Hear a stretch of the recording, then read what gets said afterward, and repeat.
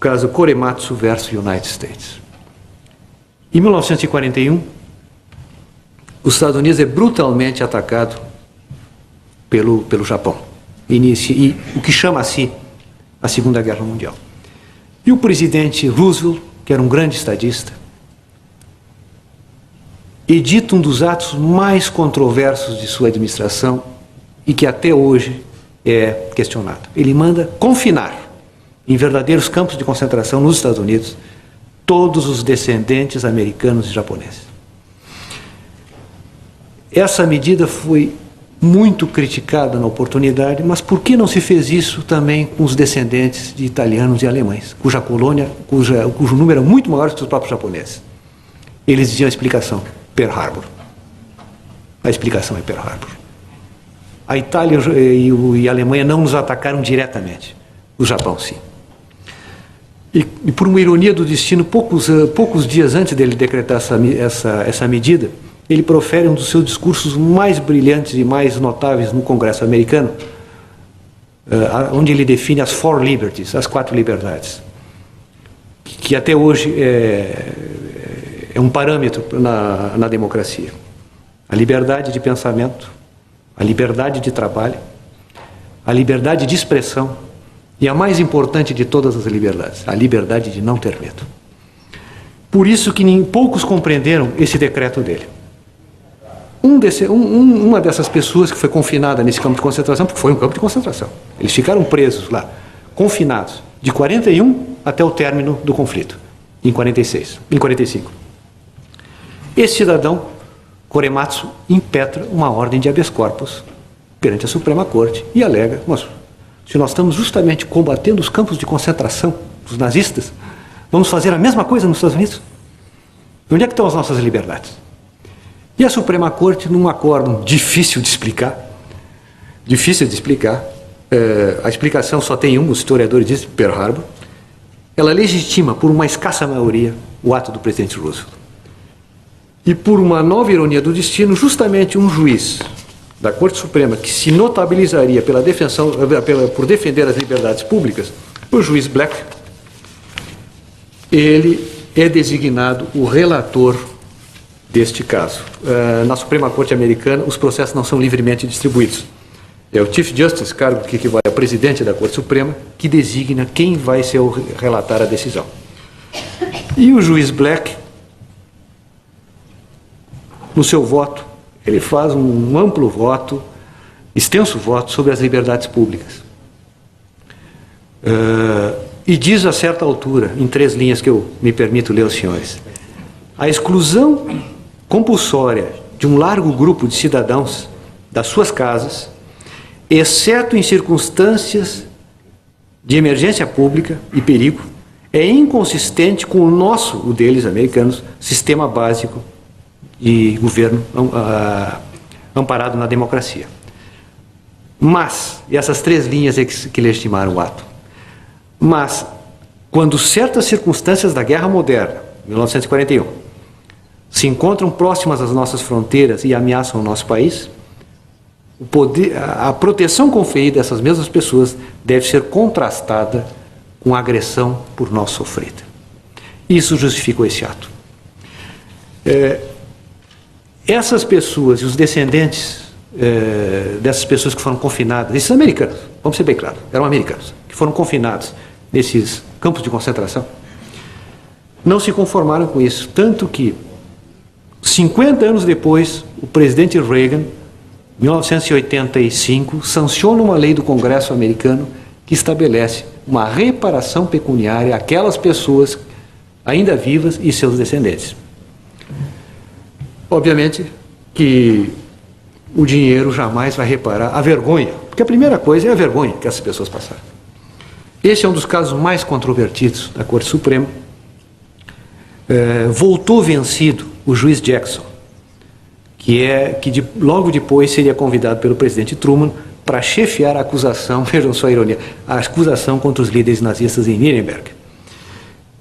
Esse juiz, inclusive, só cursou 1 ano da Faculdade de Direito. Eu há pouco comentei que lá não é necessário o término do curso. Há muitos anos que os juízes da Corte Suprema são todos formados.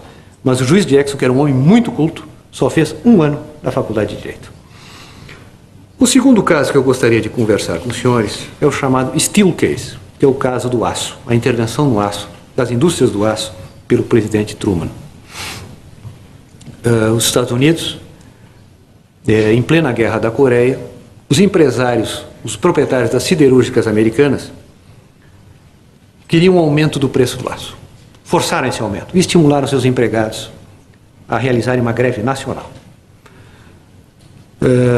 As siderúrgicas pararam de funcionar e os armamentos, toda a vida econômica de um país, e os Estados Unidos estavam em guerra com a Coreia, dependem da produção do aço. O presidente Truman, percebendo que se trata de uma mera questão econômica, o que faz? Edita uma ordem executiva, aquilo que eu comentei aos senhores, um decreto. Edita um decreto convocando as Forças Armadas para ocuparem todas as siderúrgicas dos Estados Unidos. Os proprietários dessas siderúrgicas ingressam com uma ação judicial, alegando que só uma lei poderia legitimar esse ato do presidente da República. O presidente Truman, que era um homem inteligente, cursou 1 ano da Faculdade de Direito, era um homem muito inteligente, embora de uma família muito humilde. Ele disse: não, mas essa lei existe, a lei dos poderes de guerra que foram conferidos ao presidente Roosevelt em 41. Ele utilizou-se lá desse subterfúgio, e essa lei, embora o conflito esteja terminando, é um novo conflito e eu estou autorizado com base nessa lei. Essa questão é avocada também, esse é um dos casos que a Suprema Corte imediatamente avoca o caso. A juizada em primeiro grau, ela avoca porque realmente é um caso que não podia esperar, tamanha era a urgência. E, por uma expressiva maioria, entende, o presidente americano invoca a questão política. Isso é uma questão, poderes de guerra, relações exteriores, onde tradicionalmente é reconhecido ao presidente da República amplos poderes de margem de manobra, vamos dizer assim. A Suprema Corte chama a si essa questão e examina e define, por expressiva maioria, que aquele decreto, aquela ordem executiva era ilegal. O juiz Black, o mesmo que julgou o caso do confinamento dos americanos descendentes de japoneses, em 3 linhas diz o seguinte: o poder de fazer as leis incumbe ao Congresso, é cometido ao Congresso pela Constituição, e por ele deve ser exercido somente nos bons e maus momentos, quer dizer, em momentos de paz, em momentos de guerra, em momentos de conflito interno ou não. E declarou que esta ordem executiva somente poderia ter amparo se o Congresso, por uma lei, tivesse autorizado essa intervenção nas indústrias do aço, que, de certa forma, limita o direito de propriedade, e invalidou o decreto do presidente Truman. Foi mais uma questão que se examinou, a questão política, e aí a Corte Suprema afastou essa questão e examinou a questão. Um outro caso Baker Carr, julgado em 1962, esse apontado como paradigmático. O que foi esse caso?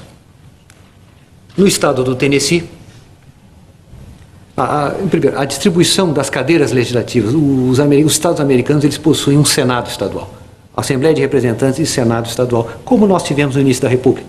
Alguns estados brasileiros, como o estado de Minas Gerais, ele possuía, além da Assembleia Legislativa, um Senado estadual. E o estado do Tennessee, essa representação política é baseada no número da população. Há 60 anos, nós estamos falando em 1962, há 60 anos, embora houvesse censos, não havia aprovado uma lei atualizando a representação política à atual população daquele estado. E determinados condados americanos se insurgiram contra isso. A nossa representação está defasada. E ajuizaram uma ação no Poder Judiciário americano, e a Corte Suprema, novamente vislumbrando uma questão de extrema importância, avoca, chama-se o exame, e decide originariamente. Em princípio, o juiz Frankfurter, que era um grande juiz da Corte Suprema, entendia, não, aqui trata-se de uma questão política, e a atribuição do Legislativo, atualizar ou não a representação política. Se não atualizou, se não compatibilizou os censos realizados com a nova representação, que seria decorrência disso, é uma questão puramente política, está na esfera do poder legislativo e não há nada que obrigue. O judiciário não pode suprir essa missão ou empurrar o poder legislativo para que o faça. E a Suprema Corte decidiu que não. Aqui, e este é um caso paradigmático, porque aqui a Corte Suprema estabeleceu a definição da questão política. E entendeu que não. Esta omissão estava comprometendo o direito do eleitor, do cidadão. Há um princípio nos Estados Unidos que eles não abrem mão. One person, one vote. Quer dizer, um homem, um voto. Sem essa atualização com base no censo, o que acontecia? A representação política daquele Estado estava defasada. Há certos condados que deveriam ter uma representação maior, que não possuíam, porque não foi atualizada. O Legislativo não atualizou o número dos representantes.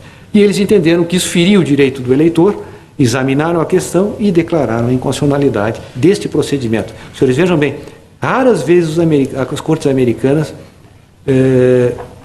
apreciam omissão de poderes. Neste caso, apreciou. Por quê? Porque aqui estabeleceu-se uma violação a um direito individual, né? Um direito individual dos cidadãos.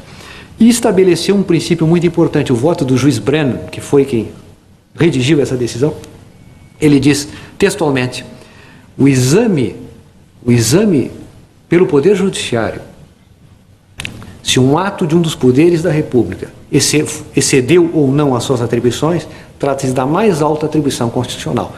E isto é uma questão judicial. Então, este princípio foi fundamental. Os senhores, quem for estudar essa questão, verá referências inúmeras ao caso Baker Carr. O que o caso Baker Carr foi de paradigma na jurisprudência da Suprema Corte americana, este caso foi no direito brasileiro. E ele foi relatado por ninguém nada menos por um notável jurista que deu um nome a este auditório, Luiz Gallotti. Em 1950 e poucos, no início dos anos 50, o Congresso Nacional aprova e põe em funcionamento a primeira comissão parlamentar de inquérito, que foi feito não com essa finalidade, mas na realidade foi feito para investigar um dos mais controvertidos atos do presidente Getúlio Vargas. Getúlio Vargas era muito amigo de Samuel Weiner, que era um grande jornalista, proprietário de jornal, um grande editor, muito inteligente. E era favorecido constantemente por empréstimos generosos do Banco do Brasil. Os adversários políticos do presidente Vargas conseguiram aprovar essa comissão parlamentar de inquérito e ela requisita vários documentos do Banco do Brasil para verificar não só dirigido ao Samuel Weiner, mas num período de tempo que fatalmente cobriria, para verificar quantos empréstimos teriam sido fornecidos a órgãos de imprensa, entre eles o de Samuel Weiner. O Sindicato dos Bancos do Rio de Janeiro, invocando o sigilo bancário, impetra um mandado de segurança originário no Supremo Tribunal Federal. Este acórdão, faço questão de lhes dizer, está publicado numa obra, Os Grandes Julgados do Supremo Tribunal Federal do ministro Edgar Costa, e na revista Forense,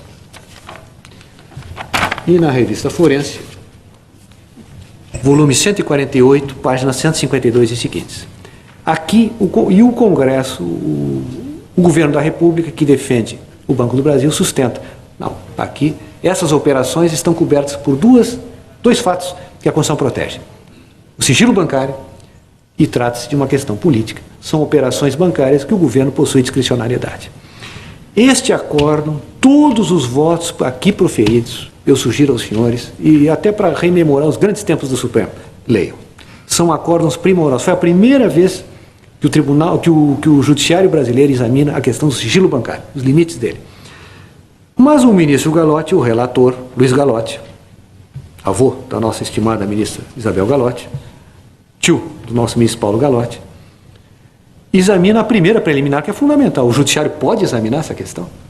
E ele, com a concisão e a erudição que eram peculiares à sua excelência, o ministro Gallotti, em 6 frases que eu tenho de ler, ele diz o seguinte: e esta é a doutrina brasileira. No Brasil, a questão política tem muito menos influência que no direito americano. Disse o saudoso ministro Luiz Gallotti: desde que se recorre ao judiciário, alegando que um direito individual foi lesado por ato de outro poder, cabe-lhe examinar se esse direito existe e se foi lesado. Eximir-se com a escusa de tratar-se de ato político seria fugir ao dever que a Constituição lhe impõe, máxime após ter ela inscrito, entre as garantias fundamentais, como nenhuma outra o fizera, é a Constituição de 46, o princípio de que nem a lei poderá excluir da apreciação do Poder Judiciário qualquer lesão de direito individual. Então, no Brasil, pode ser o ato da maior natureza política, estritamente político. Se feriu um direito individual, precisa ser examinado pelo Poder Judiciário.